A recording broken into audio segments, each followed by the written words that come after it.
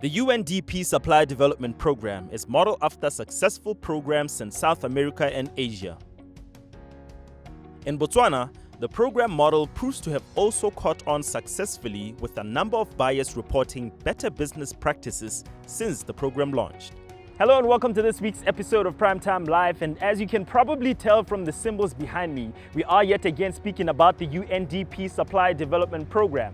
From understanding the value chains to breaking down the methodology, we are the guiding hand that takes you through all of it. So allow me to speak no more and let's get on with the show.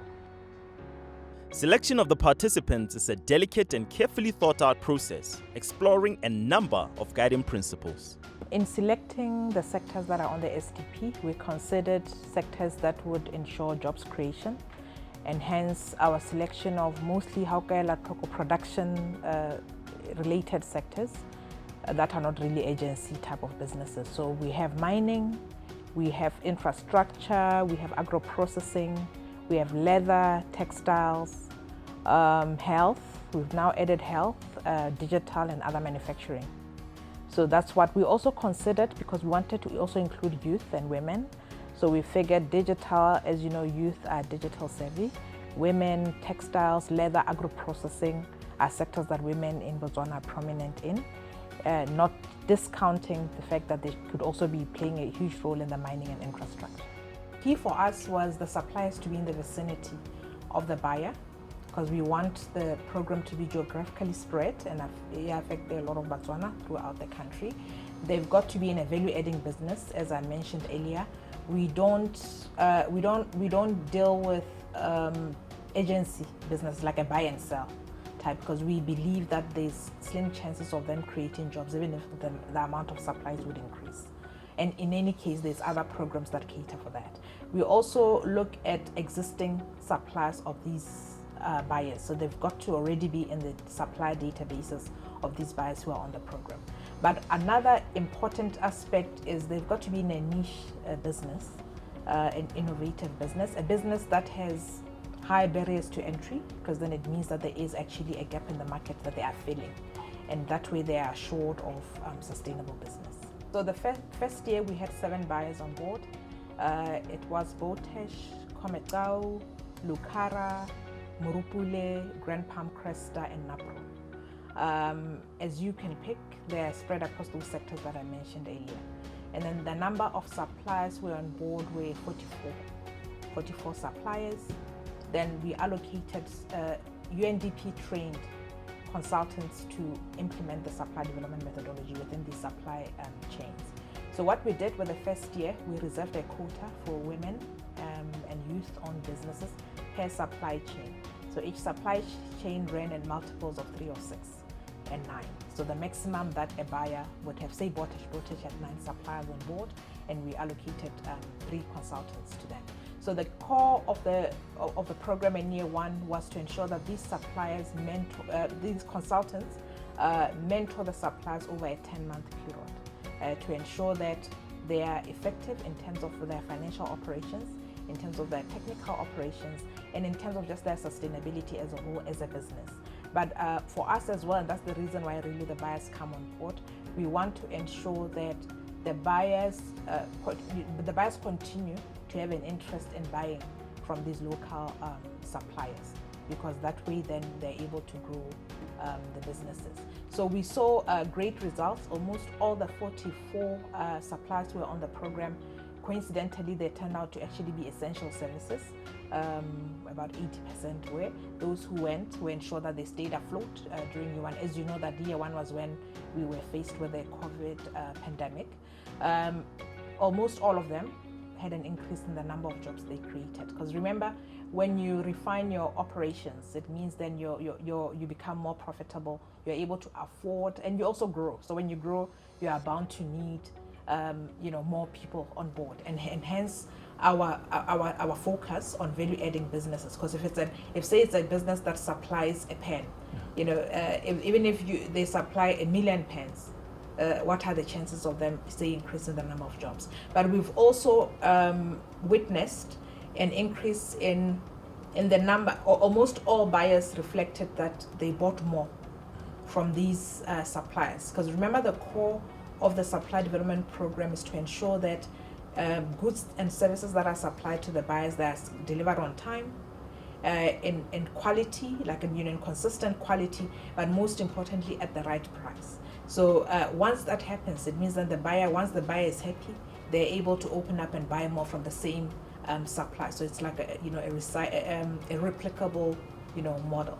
The Cresta Maracanelo Group, here referred to as the buyer, is a mainstay in the hospitality sector, boasting of a firm footprint in Botswana and regionally. We previously introduced the UNDP Supplier Development Programme, or SDP as it's more commonly known, an initiative that we explore through a series of interactions with the value chains and sectors which it supports. We continue in today's episode with a focus on tourism and hospitality as we speak to Cresta Maracanelo Limited.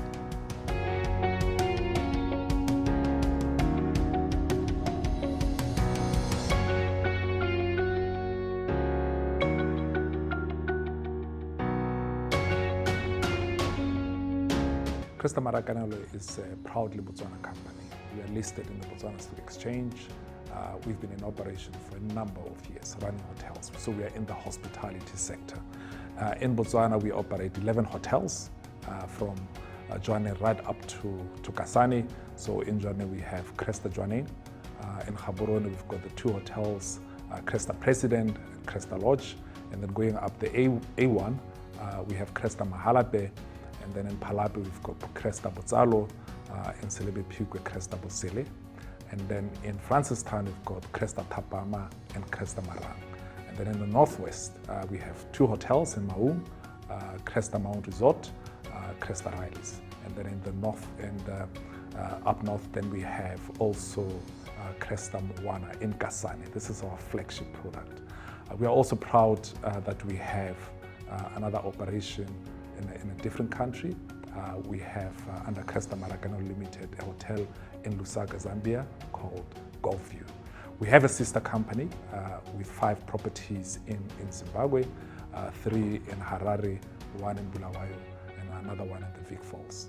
So the group portfolio is 17 hotels. We also have an office in Sandton, Johannesburg. We are a responsible corporate company.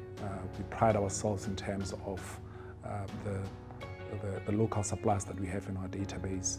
A lot of 99% of our suppliers are sourced from local companies, and I think that's where the UNDP program comes into play in terms of, so it's a welcome development to capacitate local suppliers, and we're proud to be involved in that. It brings discipline in terms of the supplier value chain, that the suppliers will have mentorship, that they will have somebody overlooking their products, their service delivery, and for us, it means that there is a body out there which has got the same aspirations as we do. So it's a tripartite. So you have the UNDP, you have the suppliers, and then you have us buyers. So I think we're all looking for the same thing. We are looking to ensure that we promote the local economy, local suppliers, and in turn we all benefit. So it's a win-win for everybody. When the market and competition demand it, will my business be able to evolve? When critical circumstances demand it, will my business be able to adapt? Well, in this moment, we speak to Sasa Interiors, a company that through the assistance of the SDP was able to find answers to these questions.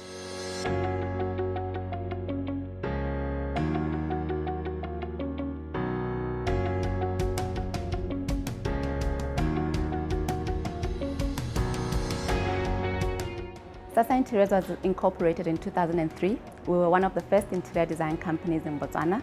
And over the years, we've actually built a very strong portfolio in the corporate sector. We pride ourselves in a lot of projects that we've done locally. We've done the likes of the Botswana Telecoms head office. We've done BPOPF head office. And we've also mastered the project implementation process over the years, providing our clients with turnkey solutions for their projects. Sasa Interiors has got 10 employees who are predominantly women. So one of those few companies that are really flying high the empowerment of women within our industry. We were very lucky to have been selected for this program, and we're very grateful that we've been able to participate in this program. Of course, when we initially selected, we didn't understand what it really involved, but our consultant engaged us and gave us a full understanding of the benefits, because ultimately it has to add value to both the buyer and the supplier. So our buyer was Cresta. So we're very grateful that we're able to it was now an opportunity for us to really tap into a sector that we've been dying to really move into. It has been predominantly over the years dominated by the international companies that come into Botswana and take over that big chunk of the sector. The process was quite vigorous, quite involving. A lot of meetings, a lot of information that we needed to share in order for them to make an assessment, a full assessment of where we can actually see the value or add value to this program, so both the supplier and the buyer can actually benefit from this relationship. So before this program, we had been involved in a project with Cresta, the renovation of the Jwaneng hotel. So the reference point was that we were able to assess and really see where there's room for improvement and what it is that we can improve in order to provide maybe a better service for our client in the future. Our engagements were very, very positive. We discussed potential projects that Cresta wanted to embark on and possibilities of us participating in those projects. But unfortunately, COVID-19 affected the hospitality industry tremendously, where it actually had to close completely. That meant then that such high capital-intensive projects had to be shelved and probably focus on how they can actually continue to sustain themselves. So I think it also sort of set us back a little bit, but we then applied ourselves differently and wanted to find out, but how do we still maintain relevant in this sector that we truly want to participate in? And through Sasa Homeware, which is a sister company to Sasa Interiors, we introduced a reupholstery section. So we upholster existing furniture, both for that's corporate, individuals, or hospitality environments. So this is a niche within the supplier value chain, where we also went and targeted and felt that it's quite relevant in these times where you're reducing your expenditure, but yet you still want to create a very refreshed look. So that's an area that we're looking at aggressively marketing into our hospitality clients, especially our buyer Cresta, that indeed we can still continue to be relevant within the refurbishment works within the hotels. We've improved a lot of our processes in-house. I think we're looking at better ways of approaching our projects. We've also been equipped in terms of just trying to be robust in difficult times. We didn't sit back and fold our arms just because we were hit by a pandemic. It allowed us to be innovative and still remain relevant. Which I think it's very important for a business to be able to reinvent itself during trying times. The UNDP trained consultants' one-on-one approach to supplier business needs is tailor-made to refocus the participating SMEs' critical role in the economy. Our main objectives as the consultant is to ensure that there is a mutual understanding between the two parties. The supplier has to understand the expectations of the buyer company in the sense of quality, or if they say they are talking of quality, what exactly do they mean? If they are talking of delivery times, what exactly do they mean? And the issues of prices, if they are saying the prices should be competitive, what exactly do they mean? We also have to ensure that the suppliers are competitive enough to meet the demands or the needs of the buyer. Competitive meaning they should be able to produce the right quality, number one. They have to ensure that they give competitive prices. They also have to ensure that they adhere to the agreed delivery times. They have to understand that they are not the only suppliers in the CRESTA database. There are other suppliers who are their competitors. So they have to ensure that for them to remain consistent, they have to ensure they meet those demands. Great supply practices improve efficiency in any business. Suppliers who participated in the UNDP Supplier Development Programme are armed with tools that allow them a futuristic view of their business. If you just joined us, then you missed the first segment of our show, but we welcome you still, as fortunately the story continues to unfold.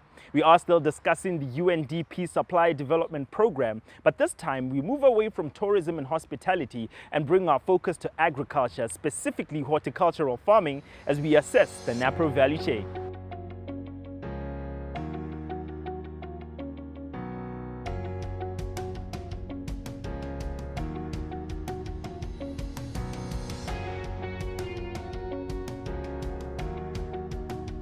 NAPRO is short for National AGRO Processing. It was established in 2016. It's a spin-off National Food Technology Research Center that is not taking Kenya. So mandate one NAPRO is to focus on horticultural produce, that is getting produce from farmers and giving it a long shelf life. So basically what we do, we buy from farmers, we buy beetroots, we buy tomatoes, we buy carrots, we buy onions, and we turn them into a longer shelf life. We do acha, we do tomato sauces, we do pickled beetroot, and we've got dried products. The brand for NAPRO is Harvest Haven. Actually, what we are saying, we're creating a haven for the produce that we get from farmers. Our products are found in some of the big retail stores around the country. That is Choppies, Spar, Safalana, and we're still taking to other retail stores as well, so that we can cover the whole country. With the SDP, we've seen an improvement, especially on the farmer side, in terms of the supply that we get from them. That is in terms of the quality, in terms of the capacity and efficiencies. There's been an improvement since the farmers have been involved in that program. So we've also had some consultants that we're working with in terms of product improvement. When the product is new, there are normally some assumptions regarding that product or rejections from the market. So we've been working with the suppliers, especially the farmers, in terms of improving the quality of the products together with the consultants, so that whatever that we get from them, when we process them, it gives us the quality of product that can be accepted by the consumers in the market. RATEX, that is the combined abbreviation of the words rape, tomato, cabbage, carrot, and spinach. RATEX is also the name of a farming business that has found itself in a rather advantageous position in terms of competitiveness. This is due in part to the Supply Development Programme, connecting it to a plethora of major buyers, including NAPRO.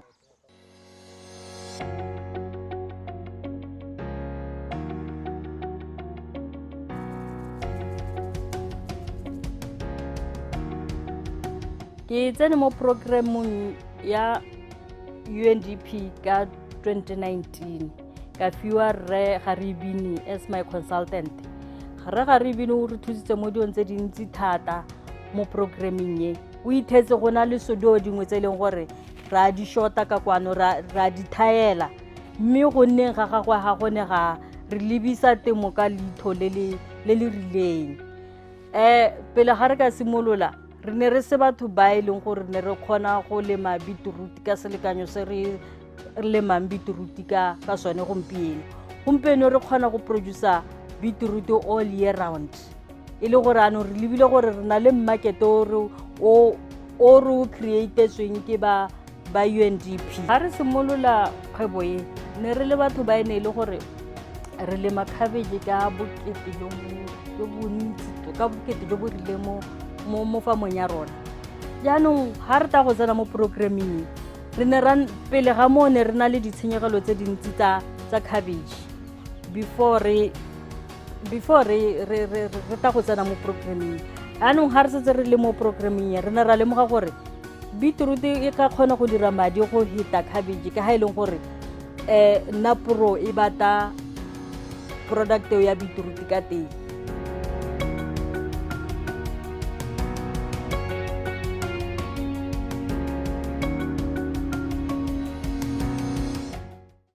Horticultural enterprises face quite a number of obstacles, whether it be the quality of the produce or the demand for it. So corrective interventions are a crucial element of the business. Precisely. So where do you go from here? Well, as the sign says, it's all the way over there.